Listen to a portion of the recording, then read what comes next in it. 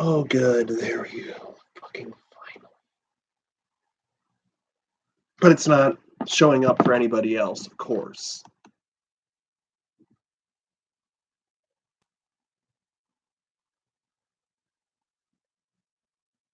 There we go.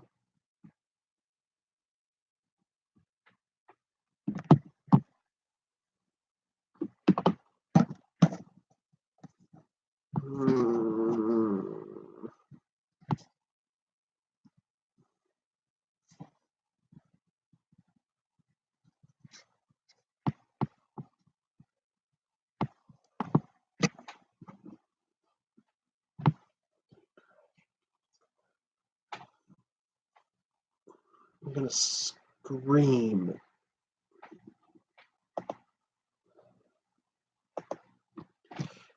It's literally only a minute in, and it's... There we go. Okay, it's working again. Okay.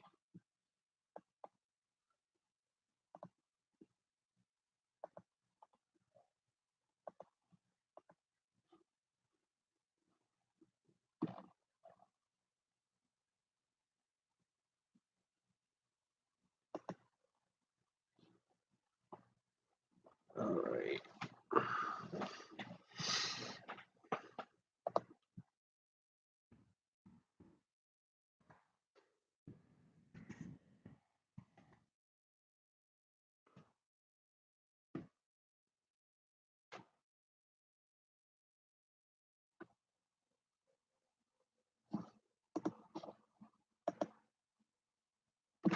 I don't see anything.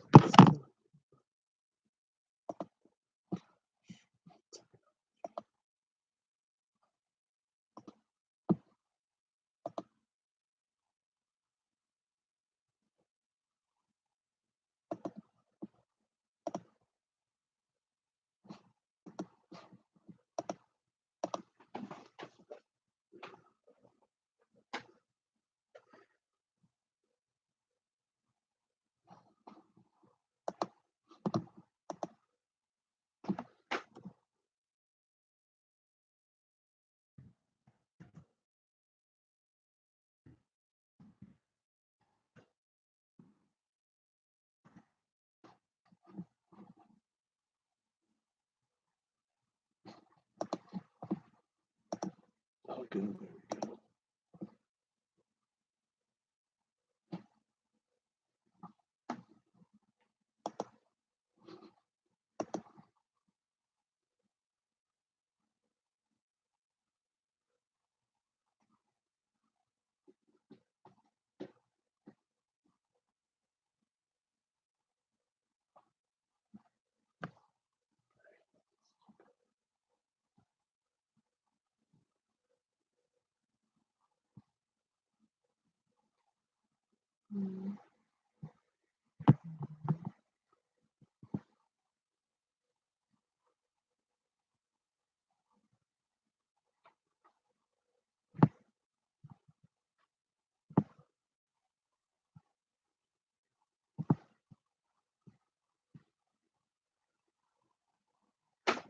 Hey, guys. Is it? There we go. Okay, finally.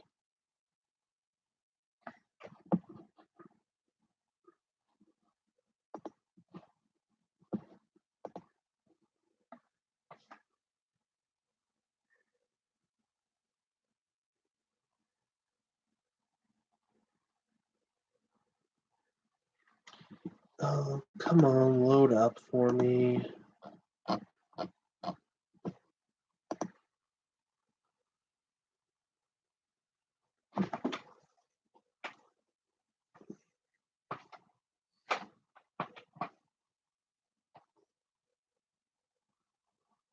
Oh, fuck.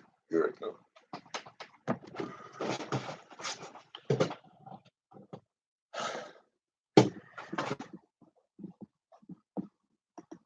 I hate technology. I literally fucking hate technology.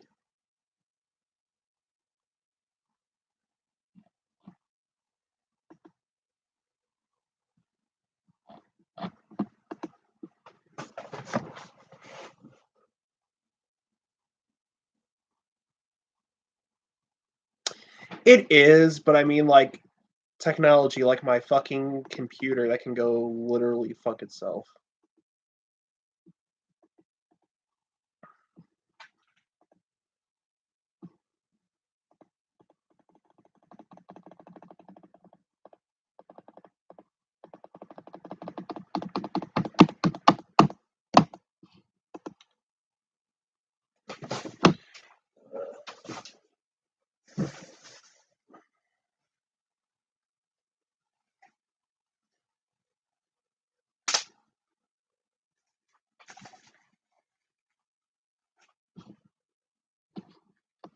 That's a good sign.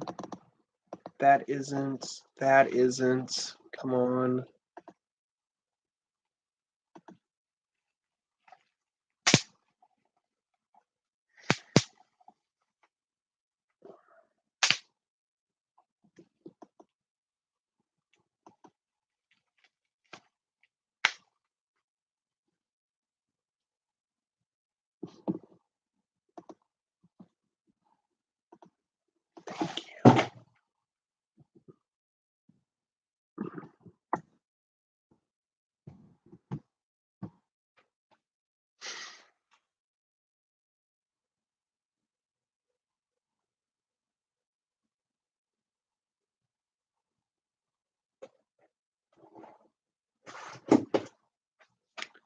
Ugh, everything's so fucking slow today.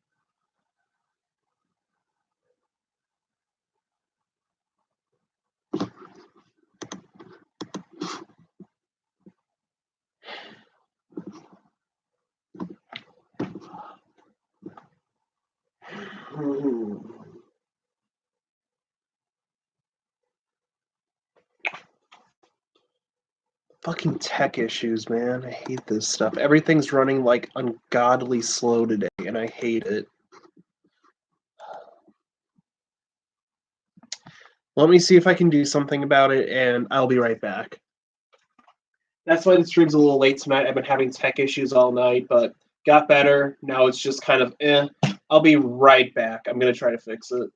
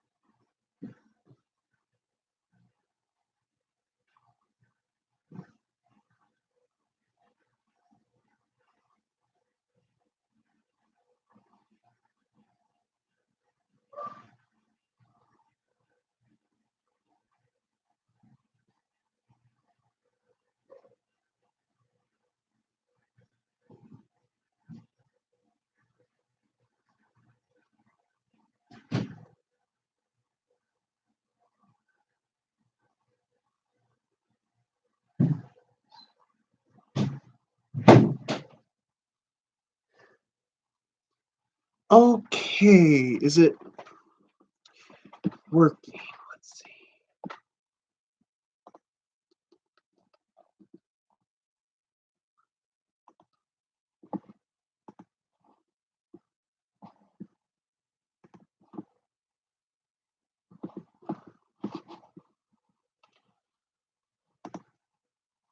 All right, we're gonna get started here in just a minute. This thing is just I've been having tech issues on this for just like over like 2 hours now, and before it wouldn't even load up my browsers. Now it actually has my browsers loaded up, which I'm happy about. But now everything is just being so fucking ungodly slow, and it's a pain in the ass to deal with. So I'm just waiting for everything to actually fucking cooperate with me because God, I fucking hate this computer so fucking much. Like, I'm genuinely pissed off about it.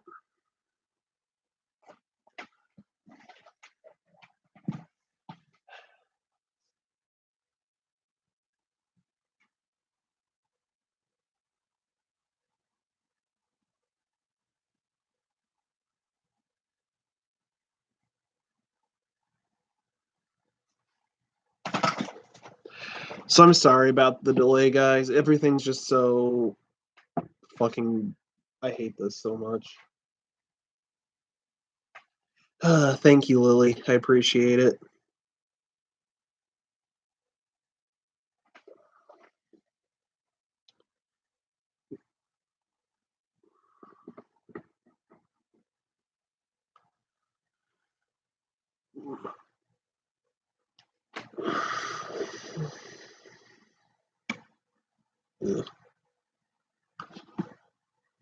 Well, let me see. I'm gonna try to talk about at least something while I wait for this computer to actually work with me. Um, so if any of you guys have any questions for me or anything at all, I can answer them while I wait for this um stupid computer to actually cooperate with me. So if anyone has any questions, I'd be more than happy to answer some. No, I don't vape. Honestly, let me see. I've never smoked cigarettes, never smoked weed, and never vaped, never done drugs. I'm 21, but I have never had alcohol yet either. Um, because my doctor said with some meds that I'm taking that help me fall asleep to help deal with my insomnia. He said, "Hey, listen, man, if you drink while you're taking these, you can like die. Like you have a very, very high chance of death." Oh, thanks, Weefa. I try to seem wholesome and pure. So yeah, I've never done any of that stuff, even though I may want to try alcohol at some point when I get off of that medicine. So um I don't even know what alcohol is good. All I know is scotch and whiskey are dear God, this thing's like a pain to open. I'm trying to also open a little thing of glue, but yeah, I don't know what's good. I know scotch, whiskey, very strong. Everclear. I heard that stuff. Who didn't put the cap back on the glue? But yeah, I heard Everclear fucks you up big time. Like strong as shit. Wine's the best. Eh, wine does seem good. I do like grape juice, honestly. Now, who did not put the fucking cap back on there? Did I not put that on? Is it still okay? Good. It's still usable. Okay, the page is loading, but it's like taking like 20 years. Oh, dude, honestly, I've never had an energy drink either because caffeine it kind of fucks me up. Like if I drink one like past 5 p.m., I am literally up to like past 2 in the morning if I drink an energy drink or like even just like a simple like Coca-Cola, like caffeine's like not good with me. So I I try to avoid caffeine, but I mean, once in a while, depending, like if I'm tired, I love coffee. I really, really love coffee. So I'm a big coffee one. I usually drink my coffee straight black. I love Kona coffee.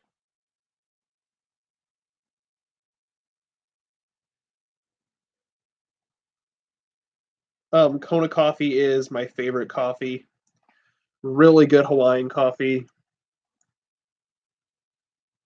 Like it's literally some of the best shit you'll ever have if you like coffee. Strongly recommend. And I also do like the occasional tea. Tea is really good.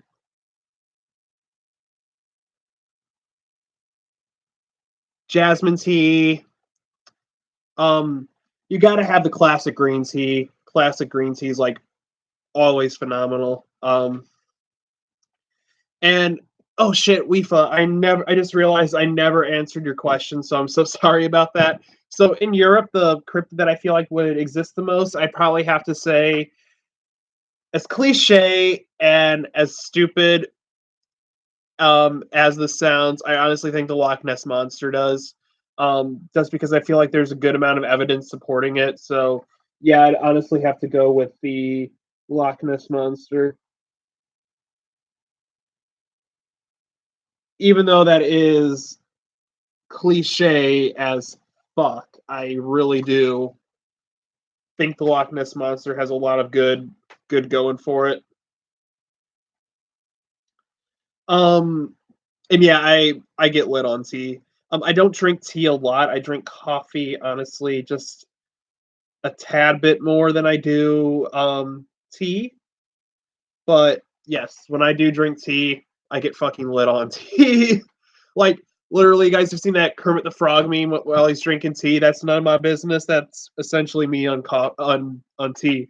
Um, Tea is really good.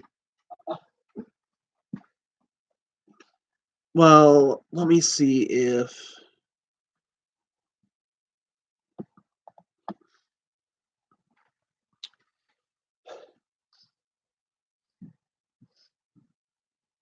it smells like fucking farts in here, and it's not coming from me.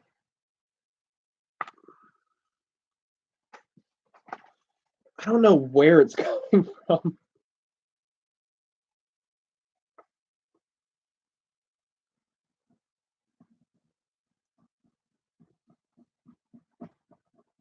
I hope there's no like nothing dead back here, like a dead mouse or something.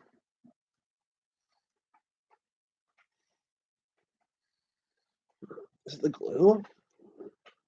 No, not the glue.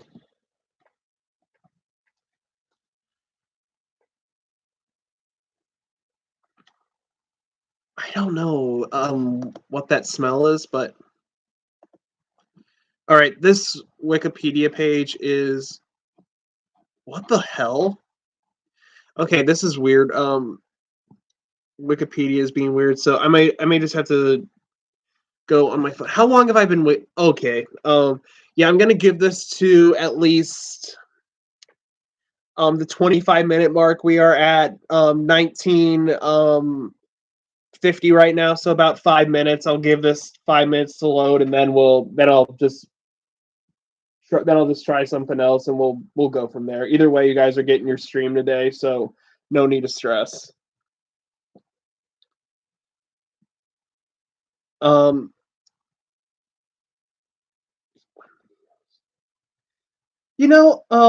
I honestly have thought about doing deep web videos. I've honestly never been on the deep web before, but I have seen YouTubers such as Mudahar from Some Ordinary Gamers go on the deep web.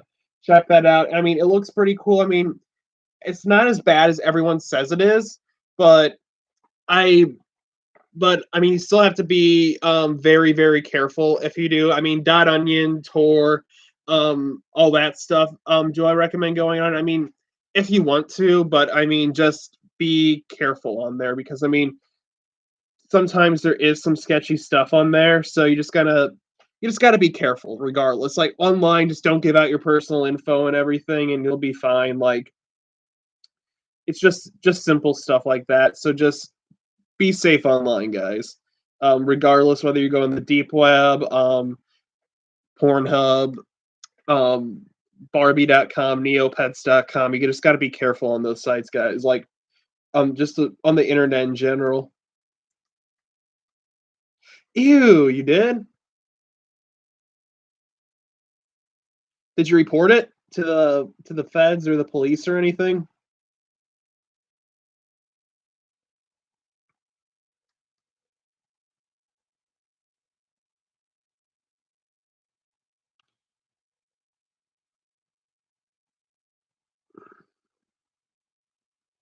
Oh, okay, good.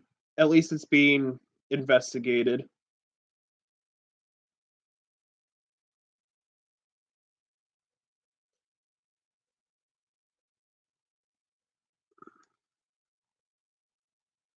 I've honestly never seen one, and I honestly hope I never do because that sounds fucking disgusting and fucking terrifying. So yeah, I'm sorry that you guys were unfortunate enough to come across one of those disgusting sites. So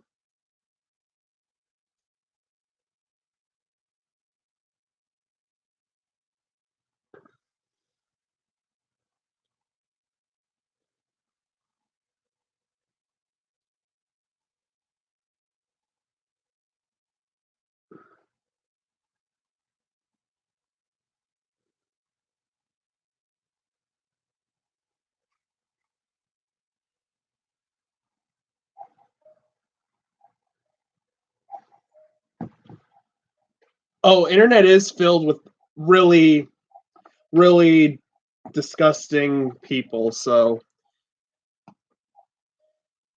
you're not wrong about that. The internet's a fucked up place, man.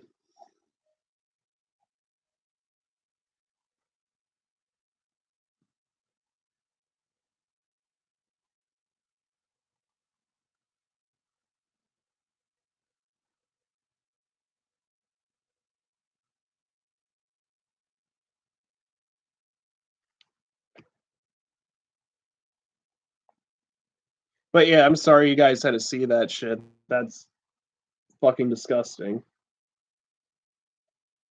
What time do we got? We got about a minute before I decide to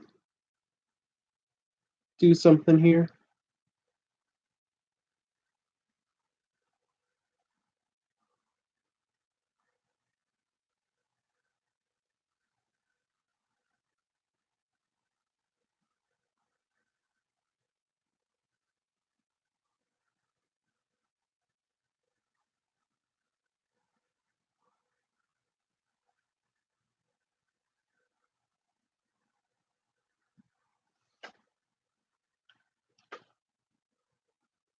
Oh shit.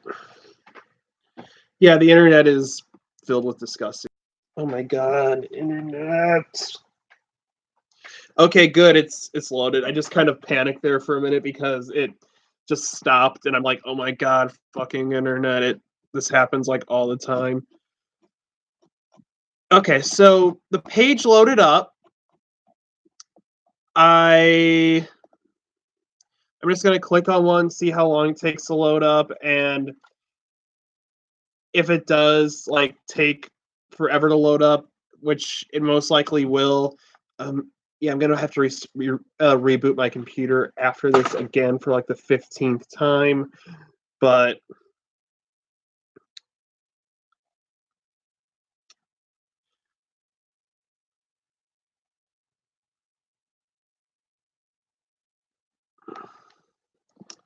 okay, so this web page is taking forever to load up.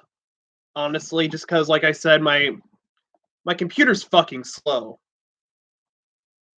right now because I don't know what the hell's wrong with it, but it's slow as shit. So I have to go do this on my phone. Um, So what I'm gonna need from you guys is to, since I can't watch the stream on my phone, just to see like for like the technical issues, I need you guys to tell me if the stream crashes and if I need to restart or anything. So just please keep an eye on that. Let me know. I'd appreciate it.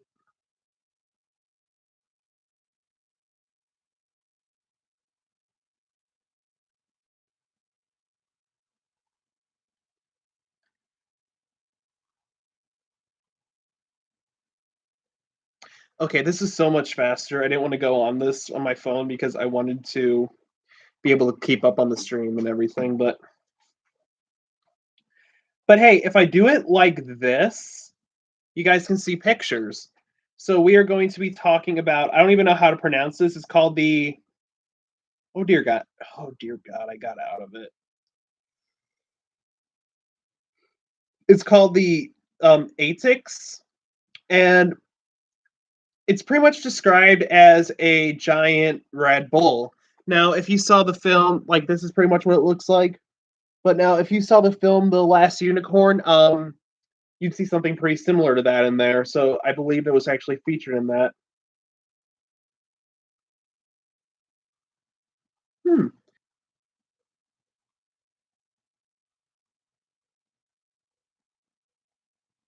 I'm gonna go screen. Okay, good. We're back. So the Atax is a spirit in the folk mythology of the Basque people. His name is literally translated as young bull, and he is sometimes known as the Etsai. He is a cave dwelling spirit who adopts the form of a young red bull, but being a shapeshifter, sometimes takes the shape of a man. At night, more so in stormy weather, he arises from the hollow, which is his lair. He attacks criminals and other malevolent people. He also protects people by making them stay home when danger is near. He is theorized to be a representative of the goddess Mari, or maybe an enforcer of her will, punishing people who cheat her. Another name for him is Atex Gori, which means young bull, young red bull. It is believed that is believed Atex inhabited caves and hollows, and many engravings and paintings depicting roaches, bulls, and oxen have been found, which implies that this Basque myth has its origins in Paleolithic. And it even appeared in the mobile app Disco Zoo, which I used to have at one point, and he was an unlockable character for someone's zoo. So I'm honestly happy to see cryptids getting representation in mobile apps.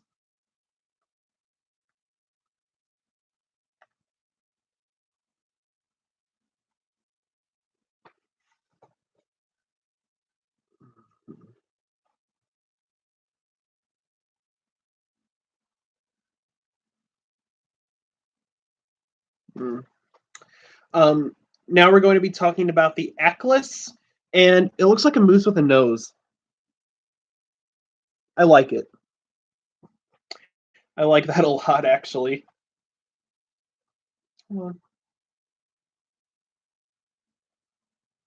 The Atlas was let me just see how long. Okay. So the Atlas was one of a number of strange creatures listed in Roman mythology. So this one comes from Rome, by Pliny the Elder in the first century BC. He described it as saying it looked somewhat like an elk, though it bore some very strange characteristics. It is said its upper lip was so large that it had to graze backwards to avoid its lip from falling over, to avoid its lip falling over its mouth. A great problem because its back legs had no joints. Um, Forcing it to sleep standing up or lean against a tree. This allowed hunters to relatively easy way to catch them. They chopped halfway through the tree where the creature slept, and when the Achilles put any weight against it, he fell into the ground because of its back legs. It could not get to its feet fast enough to get away.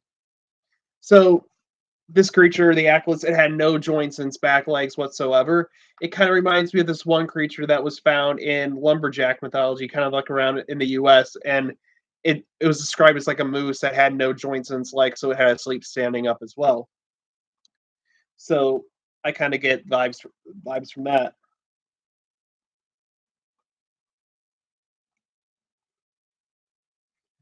Excuse me. Okay, so now we're going to be talking about the Afenk, and this is an odd one.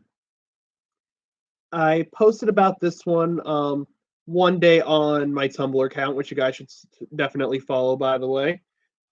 I try to post cryptids on there every day, and it is a crocodile beaver, which is honestly pretty cool, I have to admit.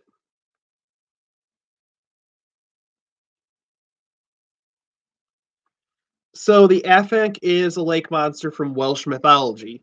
Um, it's said to be a crocodile, dwarf, demon, or beaver hybrid. The lake where it lives also varies. It is variously said to live in Lyn Barfog near the Brinbarian Bridge, or Lyn Year Afnak, a lake near Betwisy Cove that was named after the creature. And why isn't Google Chrome actually loading up for me? Oh, is it? Okay, might be. So let me see. So the Afnak was a monstrous creature that, like most lake monsters, was said to prey upon any foolish enough to fall into or swim into its lake. Um, One of the earliest descriptions of it, given by the 15th century poet Lace Glenn Cothey, who described it as living in Linsafond or Lingersore Lake, now Powys. One tale relates that it was rendered helpless by a maiden who let it sleep upon her lap. While it slept, the maiden's fellow villagers bound the creature in chains. The creature was awakened and made furious. Its enraged thrashing crushed the maiden, in whose lap it lay still. It was finally dragged away from the lake, or killed.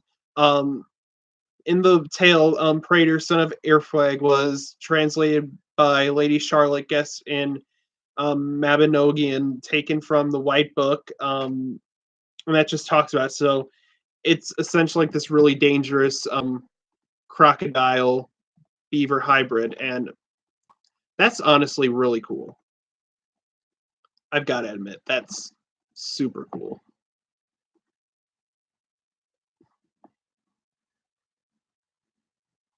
Oh, good, everything's. And then some people believe that could have been like a platypus or something, but there's no platypus in Europe, so I think that's really weird. And I don't want to accidentally click to open up a game that I haven't played in years. I don't want to play it right now. So let me just kind of skip a little bit around here, just try to find an interesting one. But Google Chrome finally opened for me, like after all this time. Thank God it did.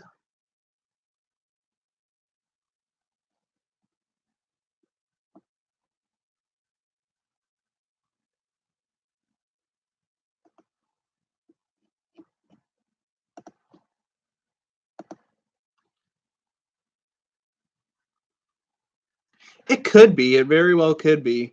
Um,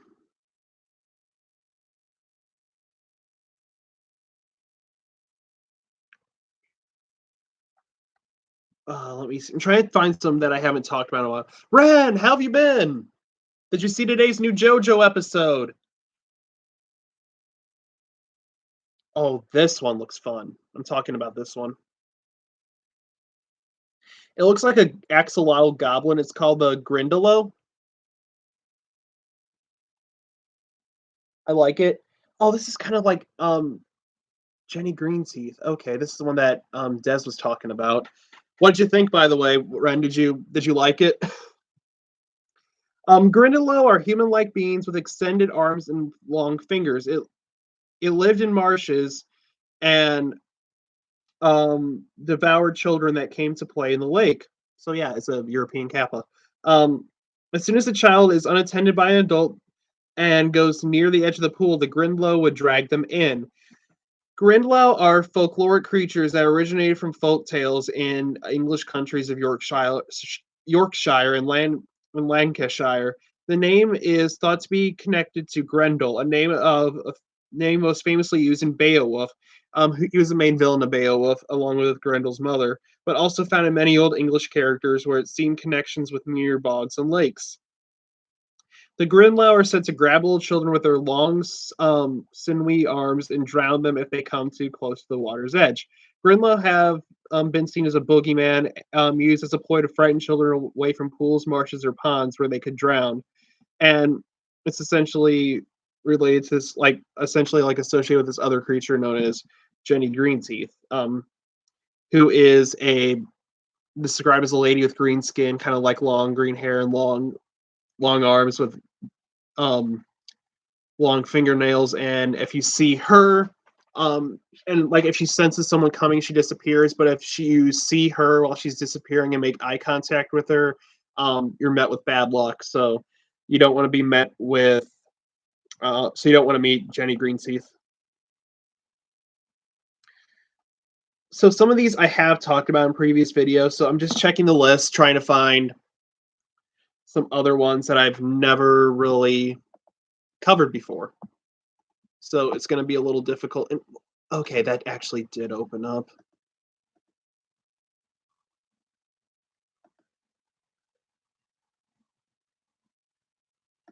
Gosh. Why? No. Okay, I never opened that. If I did it was an accident. There we go. I'll worry about that after the stream, though. So let's see. Oh, these seem cool. The Cossack aliens. Oh, they look nice. They look like good people.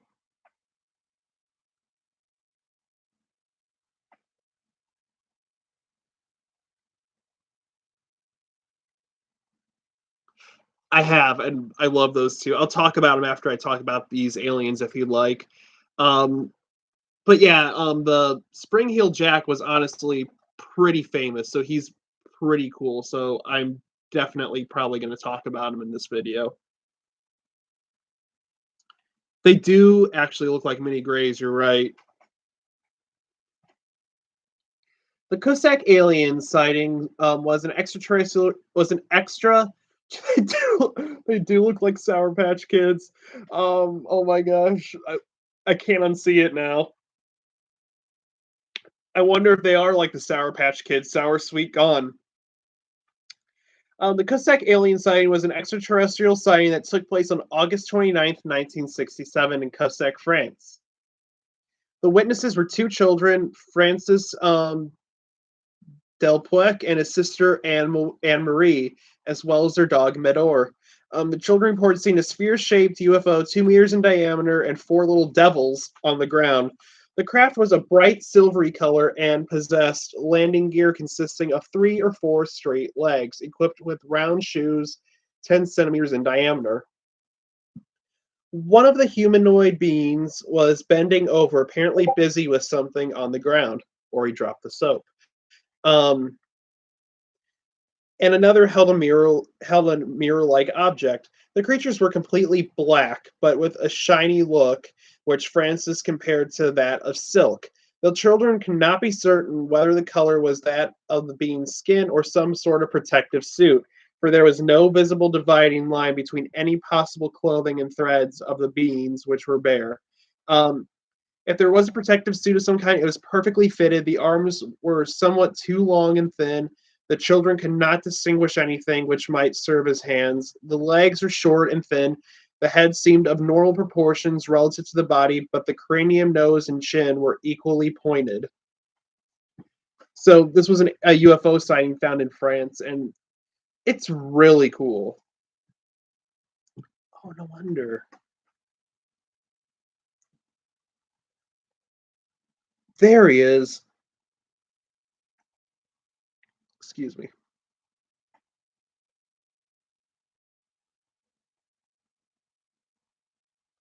Oh, the green children of Woolpit. Yeah.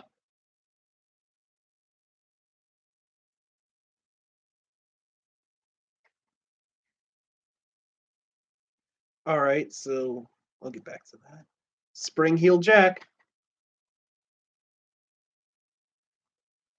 Yeah, I'll have to talk about them as well. The green children of Woolpit, they came from like this land where like everything was green, devoid of sunlight that they called St. Martin's Land, and they only ate bean sprouts. The girl, one of the two died. I think it was actually the boy, but the girl lived, and she relayed all this info to them, and she eventually gained like normal pigment back and blended in normal society. So I don't know. Um, it I don't know. I mean, like that's really debatable though, like whether they were actually people from another dimension or actually from like people suffering from like a skin condition or disease or something like lack of nutrients, malnutrition. We don't really know, but it's still an interesting story nonetheless. Excuse me.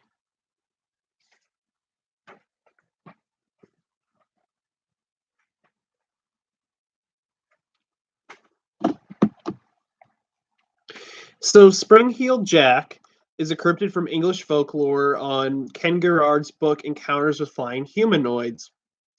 And yeah, I did just yawn. And his article on Cryptomundo, Ken Gepper places Spring-Heeled Jack as the top fifth flying humanoid. So honestly, he doesn't really fly. He more like jumps. Hence his name. So let's see. Spring-Heeled Jack is a cryptid that was first sighted in England. The first accounts of Spring-Heeled Jack were made in London, 1837. And the last reported sighting is said in most of the secondary literature to have been made in Liverpool in 1904. The first report of Jack was from a businessman returning home late one night from work, who told of a being suddenly shocked as a mysterious figure jumped with ease over high railings of a cemetery, landing right in his path.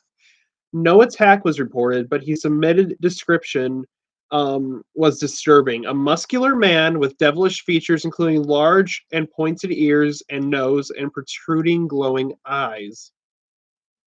Perhaps the best known alleged incidents involving Spring-Heeled were the attacks of two teenage girls, Lucy Scales and Jane Alsop. The Alsop report was widely covered by the newspapers. Jane Alsop reported that on the night of February 19th, 1838, she answered the door to her father's house to a man claiming to be a police officer who told her to bring a light, claiming we have caught Spring-Heeled Jack here in this lane. She brought the person a candle and noticed he wore a large cloak. The moment she handed him the candle, however, he threw off the cloak and presented a most hideous and frightful appearance, vomiting blue and white flames from his mouth, while his eyes resembled red balls of fire. Um, Miss Alsop reported that he wore a large helmet and that his clothing, which appeared to be very tight fitting, resembled white oilskin. Without saying a word, he caught hold of her and began tearing her gown with his claws, which she was certain were some sort of metallic substance. She screamed for help and managed to get away from him and ran towards the house. He caught her on the steps and tore her neck and arms with his claws. She was rescued by one of her sisters, after which her assailant fled. So this is honestly, like, if this is a true report, um then it's honestly really crazy because it's a really detailed account of somebody actually being attacked by Spring-Heeled Jack, this really unknown creature. So if it is a true report, it's a very, very good one. So I think that's honestly super, super creepy, odd, bizarre, whatever you want to make of it. But I mean, all we have to go is like on someone's word alone, though. So I mean, I can see where people will be like, "That's not a lot of backing," which it really isn't. However, it's still cool. It does sound like an anime villain, Bleach. It really does. It's like the next Dragon Ball Z villain, stronger than Frieza and Cell and Majin Buu combined.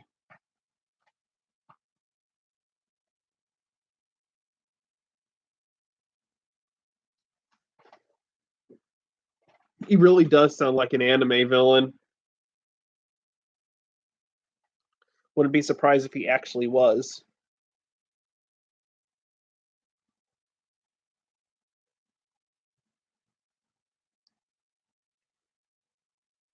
Hmm.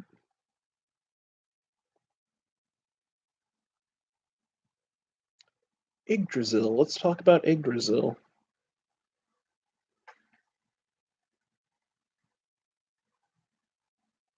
He does actually. Oh my god. Now he really actually does. Let me just I'm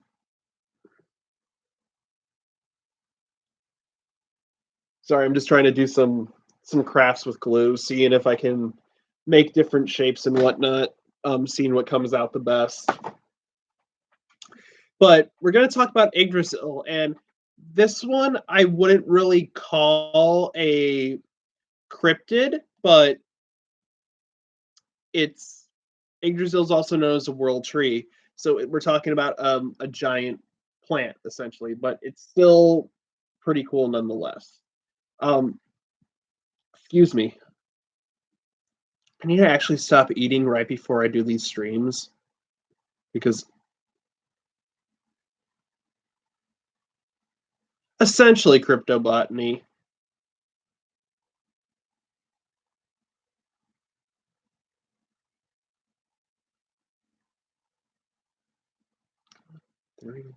Okay.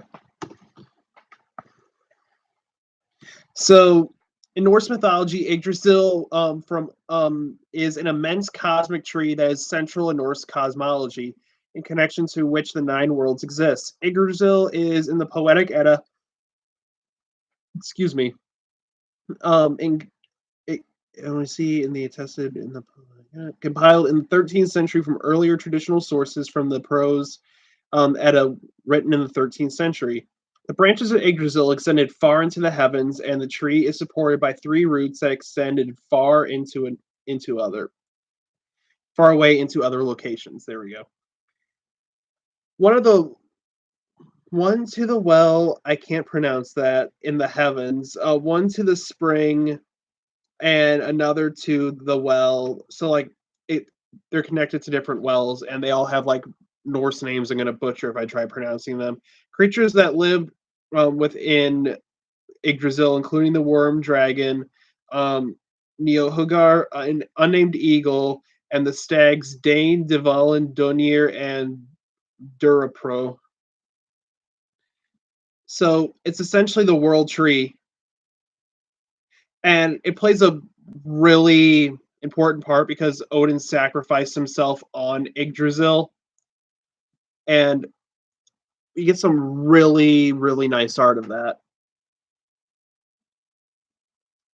The world tree.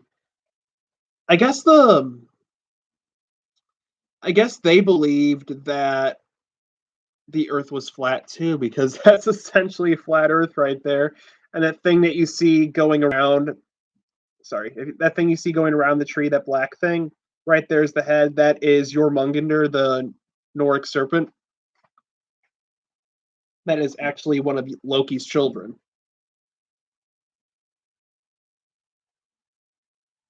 What's this little guy? Oh, that's not a little guy.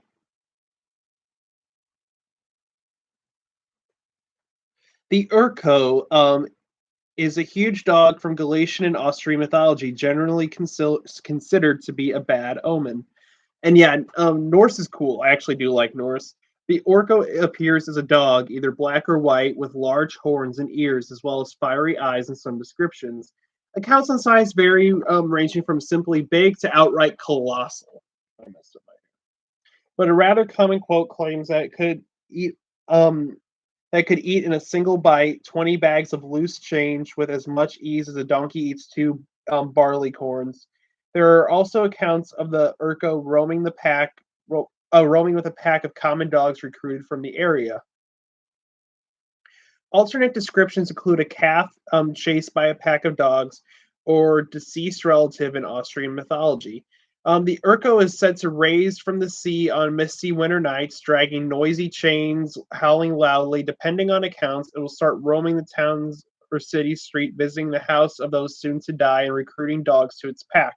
On the way, similar to the wild hunt myths or the more local Santa Campagna myth, the Urko is said to dwell on Boron, a dark and misty world somewhere underwater, which, depending on the myth, may be located on one of these places. Ria de Arosa between Cortegada Island and Santiago de Carol, Galicia, River Lares, Galicia, or at the bottom of the sea near Hell.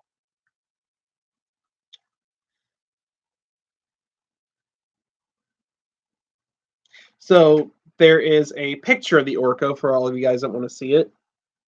This thing comes out of the ocean and just gets a gang going and just pretty much makes you have a bad day, essentially.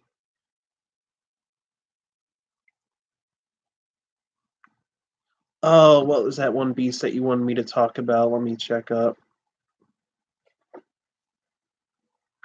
Beast of Exmoor. All right, I'll cover that one now. Oh my god! Oh, that's right, Bleach. I forgot you have that weird little turtle, that new turtle. Um, I personally give your turtle cryptid status because I've never seen a turtle look like that. It's fucking great.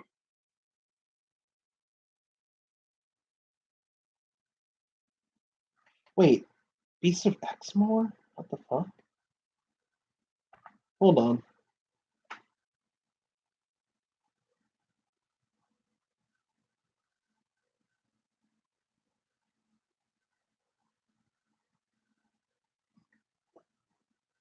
Okay. The Beast of Exmoor is a cryptozoological feline that is reported to roam the fields of Exmoor in Devon and Somerset in the United Kingdom. Oh god. I just started going back to Taekwondo this week and is like my first time in like probably about like I'd say 6 months to a year, and I'm actually really feeling it. This leg right here, yes, you guys get to see my leg today. It's honestly really fucking sore, like all the way up to my groin. It's like super sore. So it just started hurting yesterday. So I'm just like, oh fuck. It's like Wednesday after I did class, it felt okay. Then Thursday, like in the morning at work, I'm like, it's all right. It doesn't, nothing hurts from Taekwondo. And then like, um, I took a nap, and then when I woke up, I'm just like, fucking hell, my leg hurts. So yeah, I'm just pretty sore today, actually, which is weird because I've been doing home workouts and everything as well. So I guess I'm just not used to being back yet. So pretty much the Beast of Exmoor is described as this giant black cat found in Exmoor and Devon and Somerset in the United Kingdom, and it's been known to like kind of like terrorize people, livestock, and all that. And people believe that could be like an escaped panther or something like that. But um, there is a picture that someone took of it, and from what I'm looking at, it very much, very much resembles a Black Panther, but maybe something else.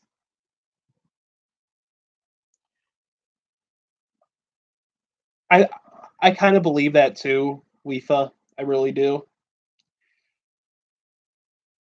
Oh, hello there.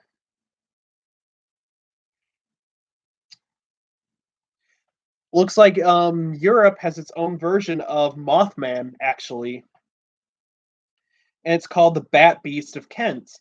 In 1963, I mean, four British teens saw a UFO land in a nearby forest, but what would haunt them for the rest of their lives was the bizarre bat like beast that apparently came out of it. On the chilly autumn evening of November 16th, 1963, 17-year-old John Flaxton and 18-year-old Mervyn Hutchison and two other youthful friends were walking home from a party on Sandling Road in the county of Kent.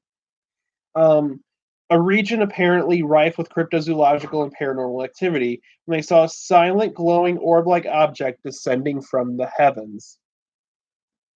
The unusual self-illuminated ovid object, which was described as being just a few meters in diameter, hovered above a field.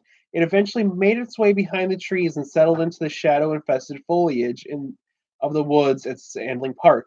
While the teenagers were still reeling from their astonishing sight, something even more inconceivable would soon grab their attention. Moments after the extraordinary craft apparently landed behind the trees, the teens noticed shaking in the brush, and what emerged was one of the most unique varmints ever to be chronicled in ufology. Later, the four horrified eyewitnesses would explain that an erratic, shambling, quasi-humanoid figure emerged from the woods and waddled towards them.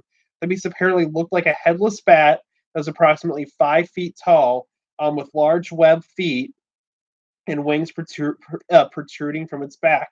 In Hutchison's own words, it didn't seem to have any head. There were huge wings on its back, like bat wings.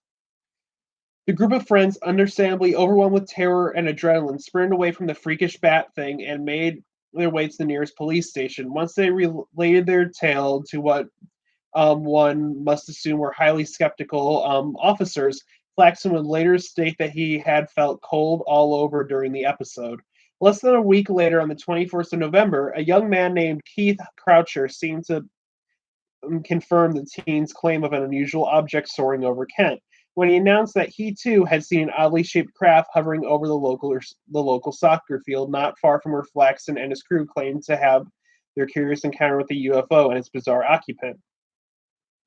And then it just talks about some other sightings, but essentially what this creature is, it's this kind of Mothman-looking creature with no head. It has like duck-like feet, honestly, and bat wings, and it's supposed to be 5 feet tall, so it's actually a fairly big one. And the reason that I say it looks like Mothman and not the Hulweef and not the Hulweefa is because this is the artist's description of it or the depiction of it, and it said Mothman isn't really supposed to have a head either, except like right here where the two glowing eyes were supposed to be. So, um, this is why I'm getting Mothman vibes from it because that description looks insanely like Mothman.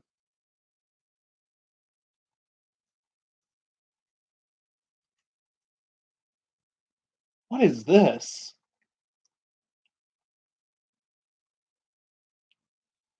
I found the weirdest thing, guys, and I literally probably like be kicking myself later if I literally chose not to talk about it.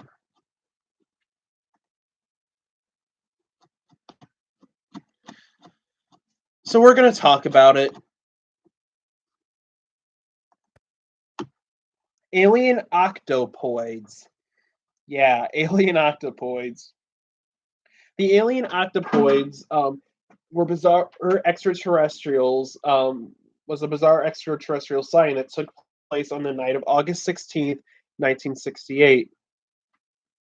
4 miles away from Tavisa, Spain, the reported witness was a Spanish farmer named John Mateo. Mateo would describe that these almost unimaginable entities resembling lightly colored octopi with either 4 or 5 legs. They were described as being no more than 3 feet tall. Tests performed at the site revealed that the presence of abnormally strong electromagnetic fields were there. The phenomenon was also observed by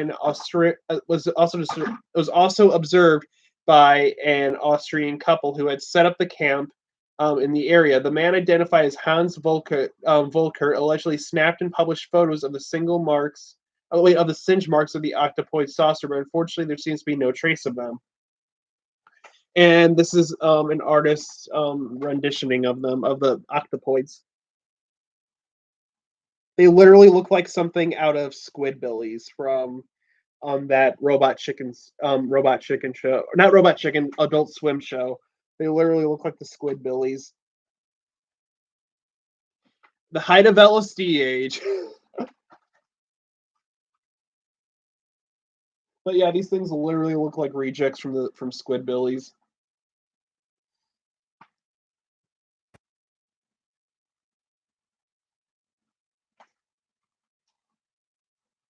All you need to do is just put the hat on one of them and give it like a redneck accent. Hey man, get down here, man. You know, we gotta go down here, man. Oh, speaking of rednecks, I still need to watch the last 3 seasons of Mountain Monsters, and then I'll do a stream on that. again at some point, because I know you guys have actually been wanting a part 2 of that, so I'm going to be doing that here at some point. I'm just probably going to go on for about like 20 more minutes here, since it took me like a long ass time to get started because of my horrible computer. So I'm just going to go on for about like 20 more minutes here, give you guys a little longer show due to that technical issue.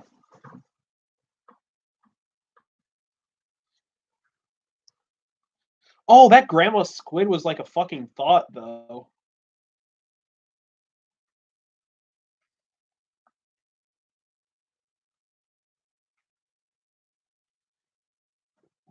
Okay, how can we talk about um, creatures of Europe without talking about the famous black shuck? I feel like we kind of got to.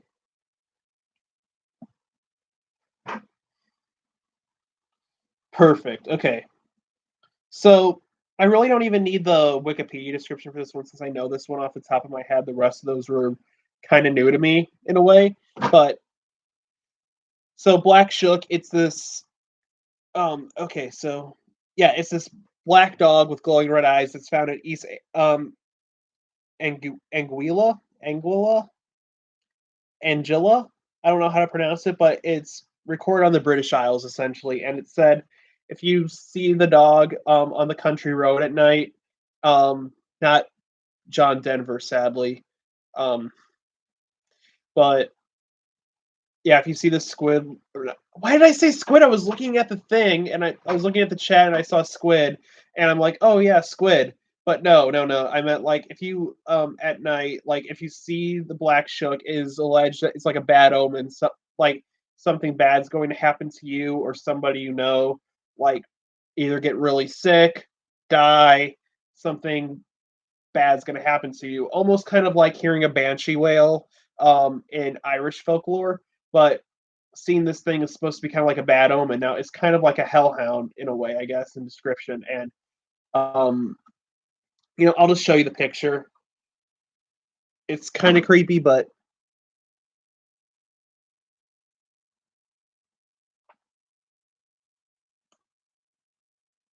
very creepy dog.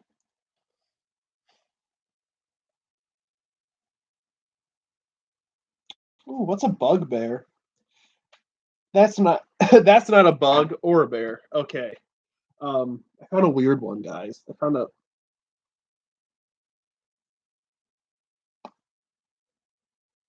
just need to get some glue out.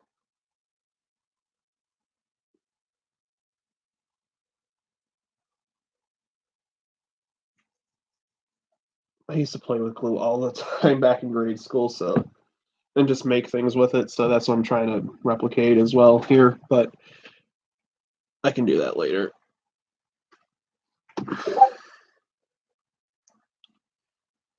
So the bugbear is a dangerous goblin-like boogeyman found that was fond of eating children. As the name suggests, the bugbear had the shape of a large bear. Excuse me. Stories of the bugbear were used to scare children. So essentially, it's a giant troll essentially that eats kids. I don't really need to. Thank you, JTM. I appreciate it. So I don't really need to go into much more description there. You guys kind of get the idea.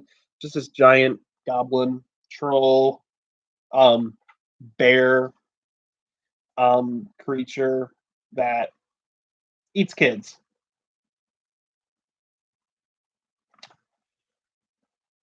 So yeah, he's a fun guy. What the fuck is this thing? Okay, I can't pronounce this thing to save my life, but we're gonna do it. We're gonna cover it.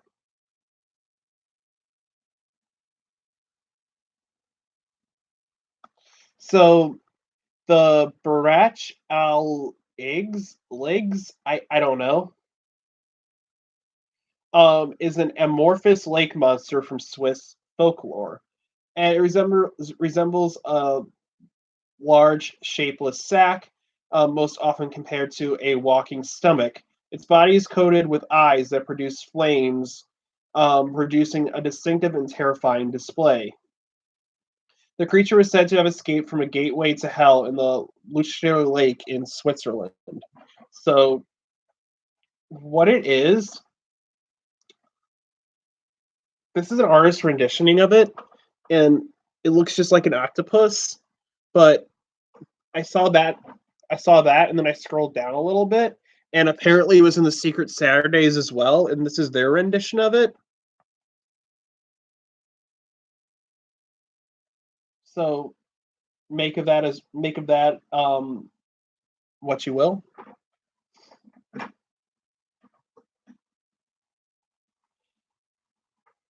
Oh, this is the cool one. Oh, guys, I found a cool one. A Kamakura is a French nocturnal boogeyman that can be found in Gascony. Notable around Aire-sur-Loire in the Landes, its horrifying appearance is generally left to the imagination. It does. Bleach, you're right. So, it's essentially, this is just a disembodied leg, possibly somewhat flayed by like a whip or something. It's just a leg. Despite its appearance, a Kamakustra is very rapid in movement, capable of hiding behind hay bales, jumping over ditches and hedges, and easily running down its prey. It eats children. How a leg can eat a child, I don't know. It even says how it eats them is unspecified. Its role has largely been and has literally been usurped by more traditional boogies such as Ramen Piao and the Sopadot. The latter, in particular, is closely associated with the Kamakura, for as the nursery rhyme goes, La Kamakura y los sopa totser kehen and manoids play the danger.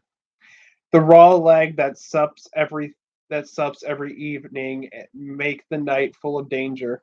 So it's essentially a leg that hops after you and eats kids.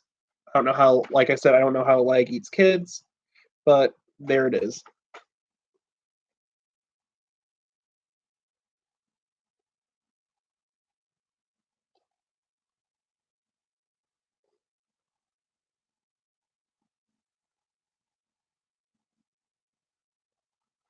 We're going to talk about a blue cap now.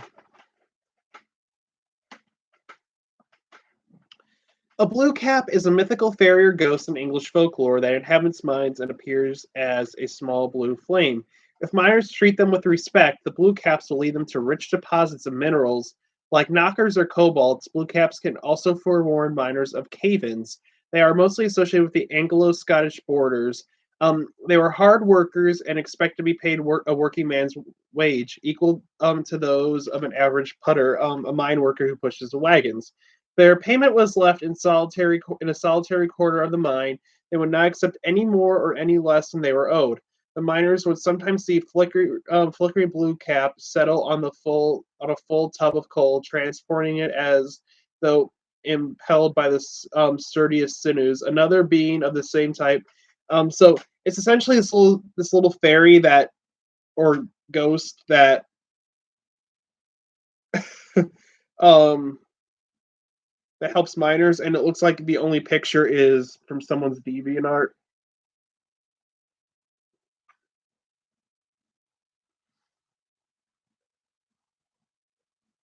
I need to make a DeviantArt. My art is absolute shit, but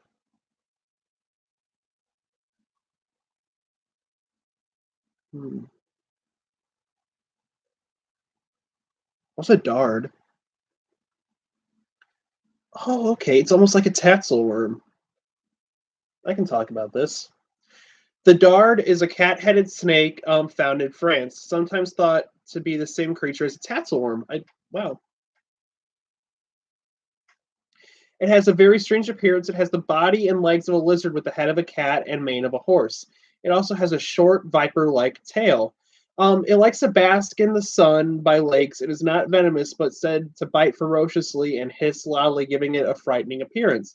The dart also likes to suck the udders of cows. It lives in the Vienne department of East Central France. And it's cute. It's really actually cute. I'll take 20.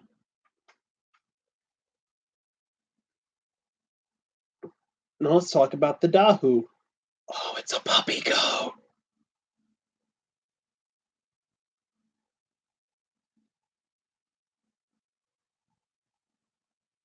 It's a puppy goat.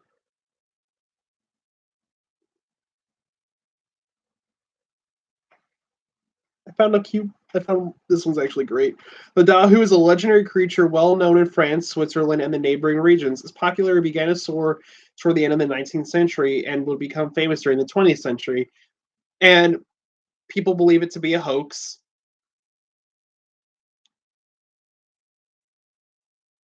The Dahu is described as a mountain goat like animal with legs of different sides having differing lengths to walk upright on steep slopes of its mountain environment.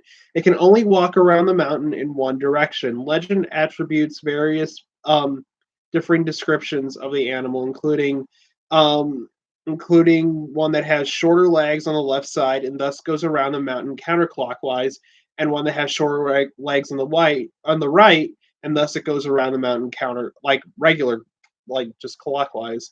And it's a puppy goat. I honestly love that.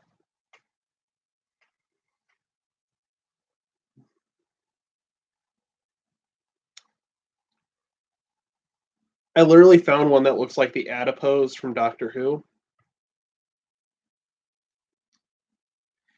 The Domston Blob sighting is an extraterrestrial sighting and attempted abduction case that took place around 3 o'clock a.m. on December 20th, 1958.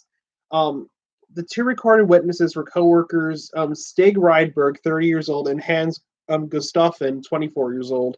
In a clearing near the village in Domston, they claimed they fought for their lives. Their opponents were these 3 or 4 gray shapeless beings, which landed in a discoid object. This event has become one of the most celebrated UFO cases both in and outside Sweden.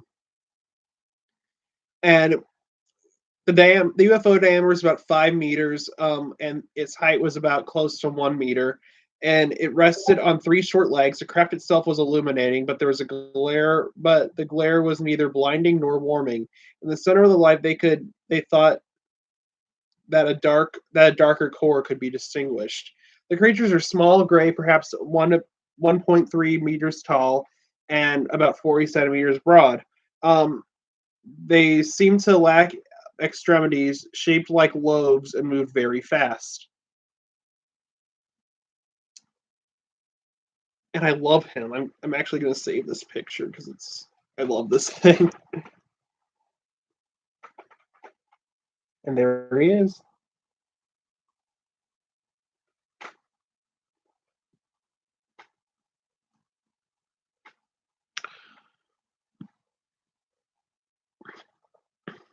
All right, guys, I have about 6 minutes left, so I can probably do one more. So if any of you guys have any requests for me that you'd like me to do, or you want me to pick one, um, now's your time to ask.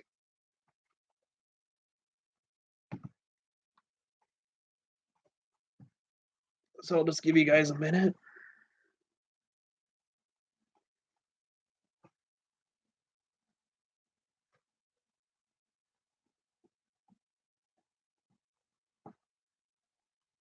If there's a certain one you'd like me to do.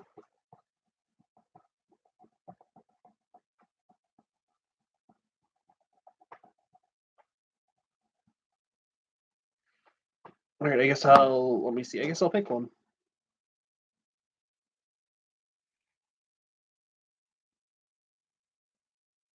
And we got a ghost for our last one. I just chose a random one that I thought looked cool.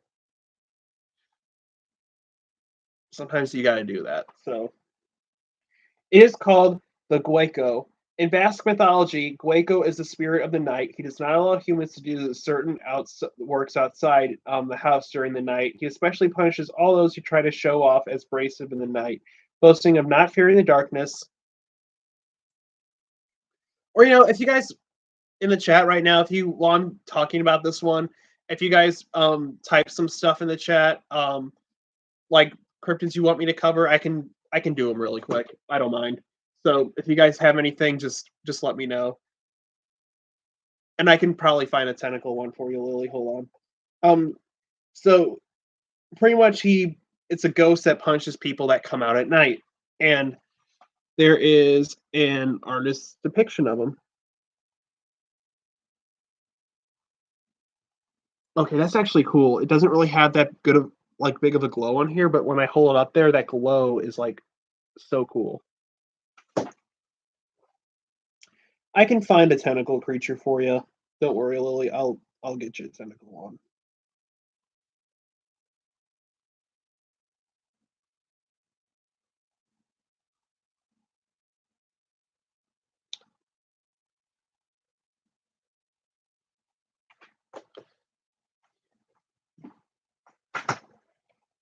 I'll check that one out. I'll check that out, Bleach. I'll check it out.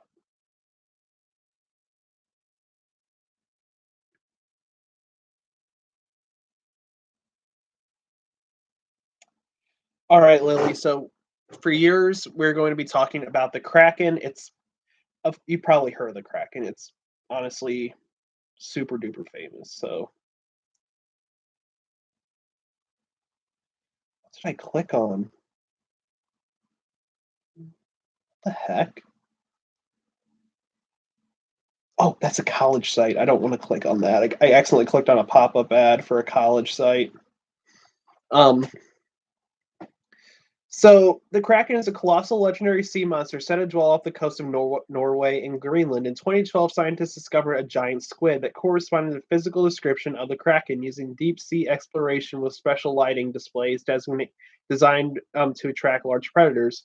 So the Kraken is supposed to be massive, honestly bigger than a giant squid. It's said to sort of disguise its tentacles as islands, so sailors pull their boats up onto land and everything for the night, and then the Kraken reveals itself and pulls the ships down. And there is a very, very famous, very good artwork of a cryptid. I mean, of a Kraken. It's a cryptid, but yeah.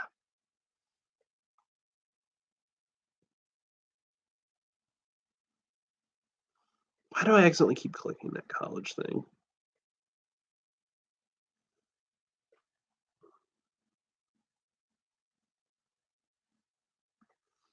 So you want the Yara Ma Yaha? Oh, okay. I mean, I do European, but I mean, this is Australian, but I'll talk about it. Honestly, it's a really interesting one. So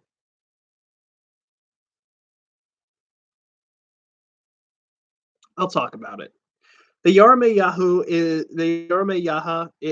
Is a vampiric creature from Aboriginal folklore in Australia, similar to a vampire and a goblin. Um, it was feared due to its unique and gruesome form of attack.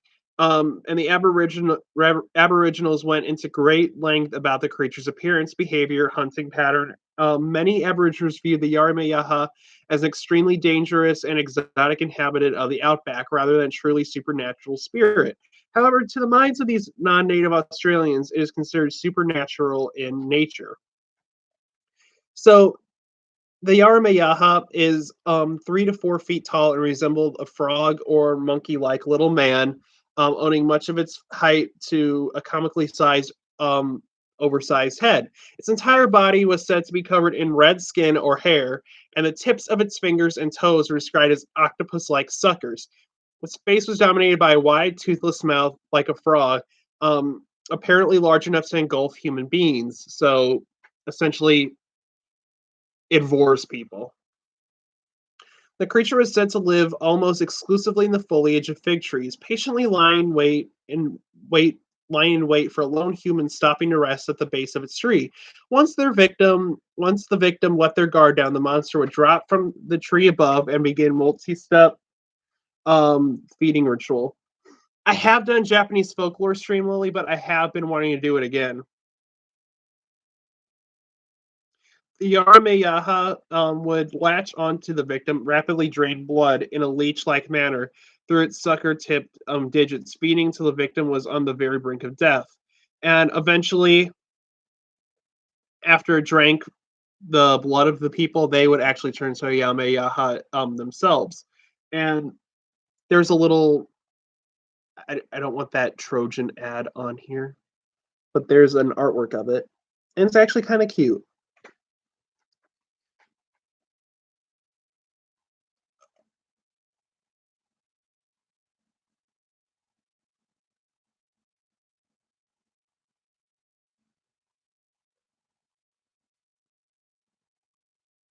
Oh, sweet. That makes me happy. Okay. So, with that being said, guys, thank you so much for coming out to European Cryptids. I'm sorry the stream was a little bit late, and sorry it took me a while to get it going. Like I said, I had crazy tech issues all day. Well, not all day, just for honestly, about 2 hours, really. That really kind of took me a while to get the stream going and get everything up and running. So thank you for being patient with me, guys. And I really do appreciate it. So next week, I'm not sure what I'm going to do. But I don't know. So, but I do know that next week, Friday and Saturday evening, I do have work those days. So I'm doing a food truck event, and then the next day I am helping out with a catering event for a graduation. So I work both of those days. So next week's stream will be Sunday evening. And with that being said, guys, I hope to see you then. If you guys like this video, be sure to like it. Dislike if you dislike it, but if you disliked it, the Yarameyaha will probably come and vore you in your sleep. So if you don't want to be vored, you got to like this video to ward them off. It's the only way. If you're new to the channel, hit that subscribe button, become a member of the Crypto Crew today.